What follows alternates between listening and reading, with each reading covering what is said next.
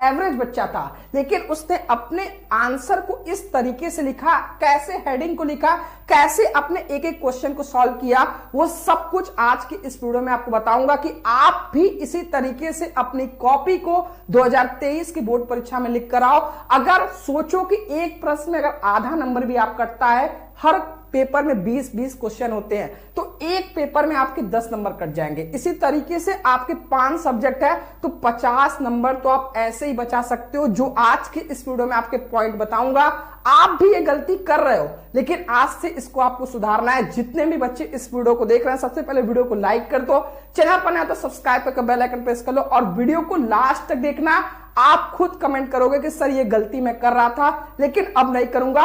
Video को सबसे पहले स्टार्ट करने से पहले जो आपके बोर्ड परीक्षा में जो आपकी कॉपी मिलती है, उसमें 4 चीज जो आपको मिस्टेक नहीं करनी है। पहला जो सबसे इंपॉर्टेंट चीज है कि आपका रोल नंबर, क्योंकि रोल नंबर अगर सही रहेगा तो जितने नंबर आप पाए रहोगे वह आपके रोल नंबर पर चढ़ेगा। अगर रोल नंबर ही गलत लिख कर आओगे तो अगर आप 90 नंबर ही पाए रहोगे तो वो कैसे चढ़ाएगा कि आखिर किस बच्चे का ये कॉपी है, उसे तो पता नहीं, क्योंकि आपका नाम तो मेंशन है नहीं। तो सबसे पहले आप अपना रोल नंबर बहुत ही इत्मीनान से एकदम अपनी एडमिट कार्ड में से देख कर भरे। पहला काम ये। सेकंड, जो आपका सब्जेक्ट है पेपर का, ठीक है, यहां पर आपने रोल नंबर भर दिया अंकों में, शब्दों में। फिर आपका सब्जेक्ट कौन सा, ठीक है, किस सब्जेक्ट का पेपर है, इंग्लिश का है तो यहां पर आप इंग्लिश लिख दोगे, ठीक है। अब जो प्रश्न पत्र है, प्रश्न पत्र 2 दूसरा पेपर है, तीसरा पेपर है, वह मेंशन कर दोगे। अब यहां पर एक चीज और, यहां पर एक पेपर कोड होता है, ठीक है, कि आपने किस पेपर कोड को सॉल्व किया, कौन सा पेपर आपको मिला था, ठीक है। सपोज करो क्या होता है कि पेपर कोड अलग अलग है, आपने पेपर कोड मेंशन ही नहीं किया तो पता चला पहला क्वेश्चन के हिसाब से आपके एमसीक्यू क्वेश्चन सारे गलत हो गए, क्योंकि क्वेश्चन तो सेम थे लेकिन ऑप्शन अलग अलग रहते हैं। तो इसलिए पेपर कोड को सही से भरना, ताकि जो आपके आंसर हैं वह कौन से पेपर से मैच कर रहे हैं वह क्लियर है, ठीक है। तीसरा काम ये। और चौथा जो सबसे इंपॉर्टेंट है, ये बहुत बच्चे जो एग्जाम दे लेते हैं, जब पेपर आपका रिजल्ट आता है तब वो प्रॉब्लम फेस करते हैं। आपको सिग्नेचर कर आना है। ये आपके पास एक प्रूफ रहेगा कि आपने पेपर को अटेम्प्ट किया था, ठीक है। बाद में कहीं आपका अगर एब्सेंट लग गया तो आपके पास ये प्रूफ रहेगा, तो आपकी कॉपी फिर रीचेक हो जाएगी। तो ये 4 सबसे इंपॉर्टेंट बात पेपर सॉल्व करने से पहले जो आपको फ्रंट पेज पर अपना ध्यान से भरना है, ठीक है। अब जो सेकंड सबसे इंपॉर्टेंट चीज है, देखो बहुत बच्चे क्या होते हैं, पेपर मिलने के तुरंत पहले ही, मतलब कि आप क्वेश्चन सॉल्व करना शुरू कर देते हैं। ये गलती आपको नहीं करना है। पेपर में पहले ही मेंशन रहता है कि पेपर को 15 मिनट पहले पढ़ लें, ठीक है। ये 15 मिनट क्यों होता है कि आप देख लो कौन कौन से क्वेश्चन आपको आ रहे हैं और कैसे आपको शुरुआत करनी है, ठीक है। सेक्शन ए करना है, सेक्शन बी, सेक्शन सी, अब जो भी सेक्शन आपको करना है उस हिसाब से आप अपना एक बार दिमाग में बैठा लो। तो सबसे पहले पेपर मिले तो आप पहले देख लो कौन कौन से क्वेश्चन आपको आ रहे हैं, ठीक है। अब काफी बच्चे क्या होते हैं, उनके मन में रहता है कि मैं क्वेश्चन नंबर 1 से शुरू करूंगा। ये गलती आपको नहीं करना। यहां पर एक टॉपर बच्चे की कॉपी है और ये पेज नंबर 3 है और इस बच्चे ने अपना आंसर को शुरू किया है सेक्शन नंबर डी। ये बच्चा 99 मार्क्स पाया है, ठीक है, और ये प्रश्न संख्या 33 से पहले शुरू किया है। कहने का मतलब है आप किसी भी क्वेश्चन से शुरू करो, लेकिन एक चीज रहना चाहिए कि आप जो आपकी पहली पेज की कॉपी होनी चाहिए, ठीक है, वह इतनी साफ सुथरी रहनी चाहिए कि एग्जामिनर को लगे कि आप बहुत अच्छे से लिखे हो, ठीक है, क्योंकि first impression is the last impression. तो कहने का मतलब है कि ये नहीं करना है कि क्वेश्चन नंबर 1 से आ रहा है, 2 से आ रहा है, जहां से आपको लग रहा है कि आप उस क्वेश्चन को पूरा अच्छे से कर सकते हो वहां से शुरू करो, ताकि आपकी जो पहली कॉपी का पेज हो उसमें एक भी नंबर ना कटे, ठीक है, और एग्जामिनर को लग भी जाए कि आप एक अच्छे स्टूडेंट हो, ठीक है। और कट पीट कोशिश करो, पहले पेज से तो नहीं करो, ठीक है। एकदम आराम से जो क्वेश्चन आ रहा है सबसे पहले वहां से शुरू करना है। अब मैंने आपको बताया जैसे कि आप कहीं से भी शुरू कर सकते हो, ठीक है। अब जो सेकंड जो बच्चे 95 मार्क्स पाए थे उनसे जब मैंने बातचीत किया तो एक चीज रहा कि आपको जो क्वेश्चन आप सॉल्व कर रहे हो उसका प्रश्न संख्या सही से मेंशन करना है। जैसे आप किसी पार्टी में जाते हो तो आपको कोई सामान यहां खाना मिलता है, कोई वहां सामान खाना मिलता है, तो आपका थोड़ा सा इरिटेट होते हो। तो सेम काम जब भी आप क्वेश्चन सॉल्व करोगे, ठीक है, आपने उसका प्लस संख्या नहीं मेंशन किया तो एग्जामिनर को ढूंढ ढूंढ कर आपकी कॉपी चेक करना पड़ता है और बहुत टाइम लगता है, तो इसलिए वो इरिटेट होता है, फिर आपके नंबर काटना शुरू करता है। तो सबसे पहले आप एक काम करो, जैसे यहां पर एक बच्चा है, ये टॉपर की कॉपी है, कि आपने इंग्लिश में कौन सा सेक्शन शुरू किया, सेक्शन ए, सेक्शन बी, जैसे रीडिंग, राइटिंग, लिटरेचर 3 पार्ट में होते हैं, तो आपने कौन सा सेक्शन शुरू किया है। अब सेक्शन ए में जैसे ऑप्शन है 5 क्वेश्चन, उसमें 4 करना है, तो अब उन चारों में आपने कौन से क्वेश्चन को किया, आंसर नंबर 1, आंसर नंबर 2, ठीक है। अब जैसे आपने हिंदी में खंड क, ख, ग, घ, तो जितने खंड है सबसे पहले आप ऊपर मेंशन करोगे आप कौन सा खंड करने जा रहे हो, इस खंड में कौन सा क्वेश्चन आप करने जा रहे हो, क, ख, ग, घ, तो वो आप मेंशन कर और एक काम और, जो भी क्वेश्चन आप करोगे, ठीक है, उसके बाद नेक्स्ट क्वेश्चन शुरू करने से पहले एक लाइन आप छोड़ोगे। ये नहीं कि इसी में सटा सटा कर लिखोगे। ये बच्चे को देख रहे हो, ये फुल मार्क्स पाया है। और एक चीज और, यहां पर देखो बहुत क्वेश्चन रहता है जिसमें ऑप्शन रहता है, ठीक है।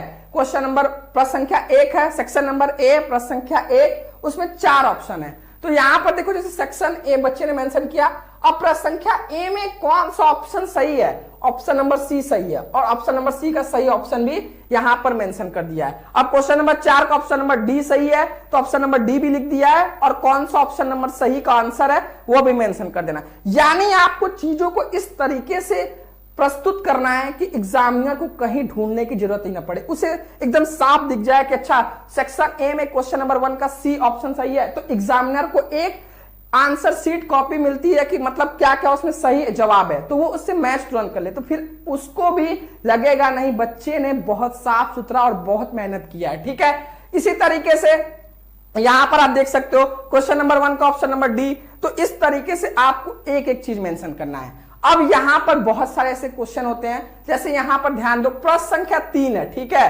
अब यहां पर एक गद्यांश है जिसमें 2 गद्यांश है, लेकिन इसमें प्रश्न संख्या 3 में 1 और 2 नहीं मेंशन किया है। तो अगर आप क्वेश्चन नंबर 3 का ये वाला आप गद्यांश कर रहे हो, तो प्रश्न संख्या 3 ऑप्शन नंबर 2 डालोगे, फिर यहां पर अशोक का फूल डैश डैश डैश बेकार है।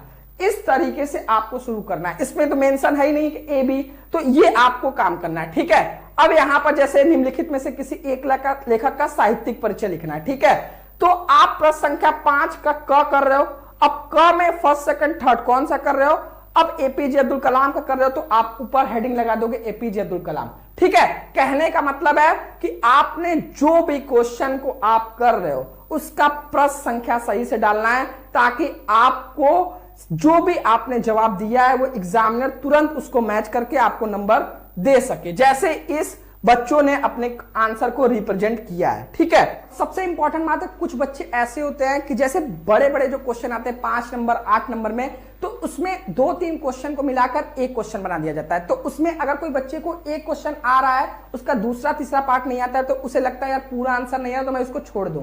देखो मैं एक बात बताना चाहता हूं कि जो एग्जामिनर होता है उसे आंसर की मिलता है और आपकी स्टेप मार्किंग होती है, ठीक है। तो अगर कोई क्वेश्चन लॉन्ग क्वेश्चन है 8 नंबर का है, उसमें 4 स्टेप में आपको जवाब देना है। अगर 2 स्टेप में आपने सही जवाब दिए और 2 गलत दिए, तो 2 स्टेप जो आपने सही किया है उस पे आपको नंबर मिलेंगे। तो इसलिए आपको जितना भी आंसर आ रहा है आप कोशिश करो उसे लिख कर आओ, ठीक है।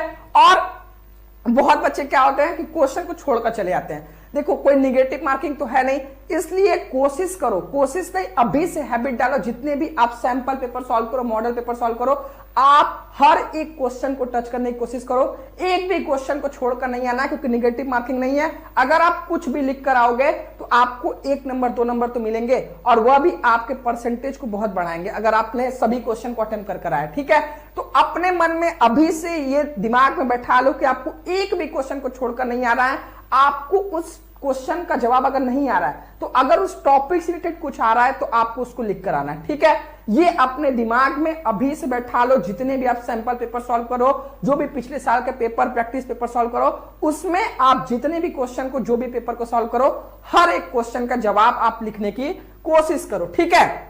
अब बहुत बच्चों क्या होते हैं कि सर हमारे जो कोचिंग के सर तो बता रहे थे कि बोर्ड एग्जाम है, इतनी कॉपी रहती है, आपको पूरा पेज भरना रहता है, तो ये अपने दिमाग से निकाल दो। बच्चे क्या होते हैं कि ऐसे को 5-6 पेज में लिख कर आते हैं और उसके चक्कर में बाकी क्वेश्चन को छोड़कर चले आते हैं। तो ये मिस्टेक आपको नहीं करना है कि पता चला ऐसे को 5-6 पेज में लिख कर आ रहे हो, 1 घंटा उसी में लगा दिए, बाकी सारे क्वेश्चन को छोड़कर चले आए। ठीक है, जितने भी चीज को आपको लिखना है टू द पॉइंट लिखना है और पेज को भरने की कोशिश नहीं करना है। जितना आपका आंसर हो गया, आपने अपने क्वेश्चन का आंसर दे दिया तो वहीं पर उस क्वेश्चन को एंड कर देना है। क्लियर है? यहां से इंपॉर्टेंट बात है कि जो प्रश्न जितने वर्ड का बोले उतना ही लिखना है। जैसे यहां पर एक क्वेश्चन है, right an article on any one of the following topic in about 100 to 150 word, 10 number का है, 100 से 150। अब बच्चों को लगेगा, बहुत बच्चों को 10 नंबर का यार 3-4 पेज में लिखते हैं। नहीं, यहां पर अगर 100 से 150 वर्ड बोला है तो इसका बोलने के पीछे रीजन है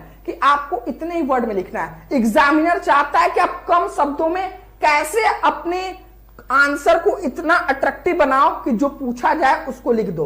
वो चाहता है कि आप 100 से 150 वर्ड में आप बताओ माई प्लान्स फॉर फ्यूचर, यानी टू द पॉइंट बताओ कि आपके फ्यूचर में क्या क्या प्लान है। ठीक है, तो इसीलिए अगर बोले कि 100 से 150 वर्ड, 200 वर्ड, तो आप इसको ध्यान दो, गौर दो और इससे ज्यादा लिखने की कोशिश ना करो। जितना वर्ड में बोले उतना ही लिखना है। ठीक है, अब बहुत बच्चों के मन में यह भी कंफ्यूजन रहता है, सर राइटिंग पर नंबर कटते हैं कि नहीं। देखो, राइटिंग आपकी ऐसी रहनी चाहिए कि रीडेबल रहनी चाहिए, कि आपने जो क्वेश्चन को लिखा है, जो आंसर को लिखा है, वह समझ में आना चाहिए, फिर वो सुंदर रहे, तो ये आपके लिए प्लस पॉइंट रहता है। तो इसके लिए आप क्या कर सकते हो? इसके लिए आप एक ही काम कर सकते हो, अभी आपके पास जो टाइम बचा है उसमें आप जो भी आंसर आप याद करो उसको लिख लिख कर प्रैक्टिस करो, क्योंकि राइटिंग तभी सुधर सकती है जब आप लिख लिख कर प्रैक्टिस करोगे। ऐसा कोई नहीं है कि कोई आपको दवा दे दूं, आप खा लो और कल से आप अच्छी राइटिंग लिखने लगो। तो इसके लिए आप एक काम कर सकते हो कि अभी से आप प्रैक्टिस करो कि जो भी आप आंसर याद कर रहे हो उसको एक कॉपी में,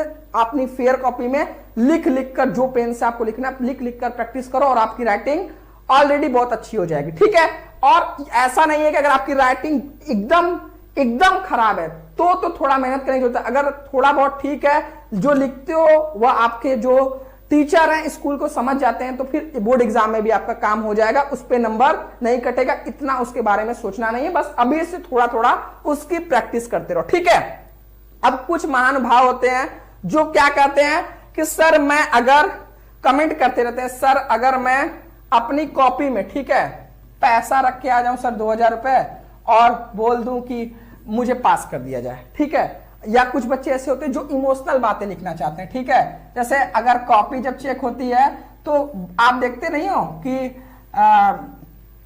एक लड़की ने लिखा कि मेरी शादी होने वाली थी सर, इस वजह से मैंने पढ़ाई नहीं कर पाई, आप मुझे पास कर देना नहीं तो मेरी शादी टूट जाएगी।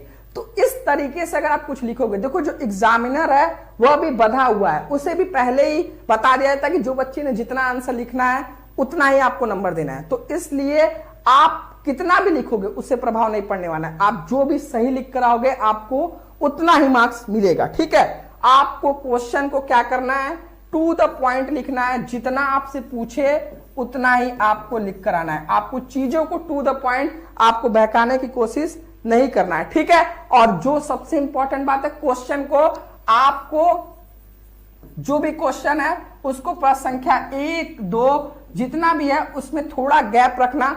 ये नहीं कि एकदम सटा कर लिख कर चलिए, 4 ही पेज में पूरा पेपर सॉल्व कर दिए। क्वेश्चन को अच्छे से सटा कर नहीं लिखना है, जो भी क्वेश्चन खत्म हो जा रहा है उसके नीचे लाइन खींच देना है, फिर नेक्स्ट क्वेश्चन आपको शुरू करना है। ठीक है, अब जो सबसे इंपॉर्टेंट बात है, आपको कुछ कॉपी, जैसे जो टॉपर्स की कॉपी मैंने देखा कि आखिर उन्होंने अपनी कॉपी को कैसे रिप्रेजेंट किया है कि उनकी कॉपी अन्य बच्चों से अलग है।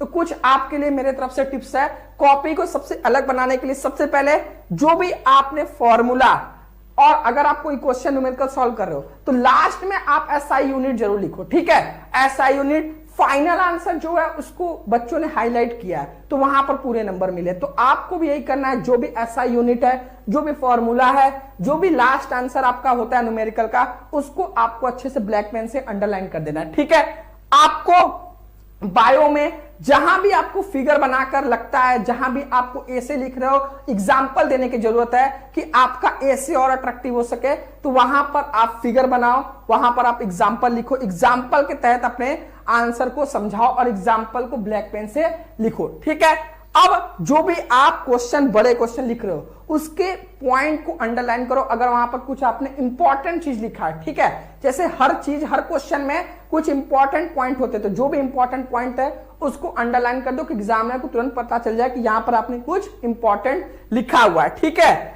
आप जितने भी लॉन्ग क्वेश्चन बना रहे हो, ठीक है, जितने भी लॉन्ग क्वेश्चन है उसमें कोशिश करो हेडिंग, सब हेडिंग बनाओ। जैसे ऐसे ही है, अगर आप कहानी की तरह लिख दोगे तो फिर आपको उसी में आपने 5-6 हेडिंग बनाया, प्रस्तावना बता दिया, उपसंहार बता दिया, 4-5 लेटर लिख रहे हो, उसका किस तरीके से फॉर्मेट है, ठीक है। जैसे एडिटर को लेटर लिख रहे हो, सब्जेक्ट क्या लिखे हो, आपने बॉडी ऑफ लेटर में क्या लिखा है, सेंडर एड्रेस, रिसीवर एड्रेस, ये सारा चीज जो आपका फॉर्मेट होता है, आर्टिकल लिख रहे हो, नोटिस लिख रहे हो, उसका जो फॉर्मेट होता है उस फॉर्मेट पर आपको लिख कराना। ये नहीं कि कहानी की तरह आपने लिख कर चले आए, ठीक है। ये आपको मिस्टेक नहीं करना है, आपको फॉर्मेट को फॉलो करना है और टू द पॉइंट अपने आंसर को रिप्रेजेंट करना है, ठीक है।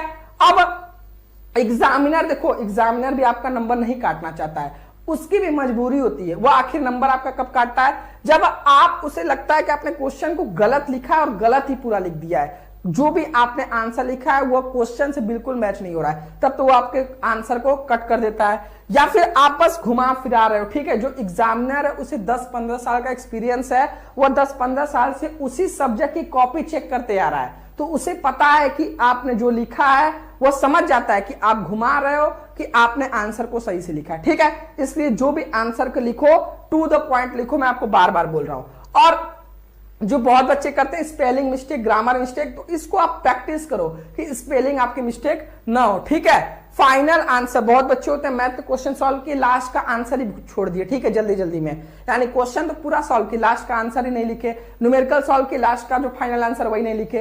तो ये सब मिस्टेक आपको नहीं करना है, ठीक है। फॉर्मेट ही गलत है, जैसे मैंने बताया कि लेटर आपने लिखा, ऐसे लिखा, आपने नोटिस लिखा, जितने भी आपके राइटिंग सेक्शन में होते हैं, ठीक है, उसका फॉर्मेट ही गलत लिख कर, पत्र हिंदी में लिख रहे हो उसका फॉर्मेट ही गलत है, तो वहां पर आपके नंबर कट जाते हैं, ठीक है। और आपने, अगर आपने आंसर को हाईलाइट नहीं किया है, जो भी आपके लॉन्ग क्वेश्चन है, तो वहां पर भी आपके नंबर कटने के चांस है। तो इसलिए आपको ये सारा पॉइंट अभी से इसको कर लेना है, ठीक है।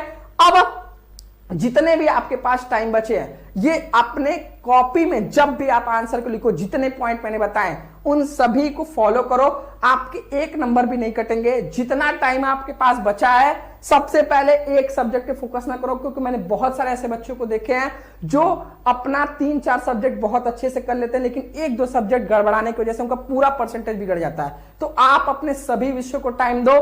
क्रैश कोर्स, अभी आपके पास टाइम कम बचा है। शुभम क्लासेस, अगर आप हिंदी मीडियम के किसी भी बोर्ड के स्टूडेंट हो, तो हिंदी मीडियम का सबसे नंबर 1 चैनल है, जहां पर आप अपने सब्जेक्ट की तैयारी कर सकते हो, जहां पर आपको 1 short video, chapter wise important question answer, last 3 year का paper, short notes, 3 model paper, जो आपके 2023 बोर्ड परीक्षा के लिए मोस्ट इंपॉर्टेंट होंगे।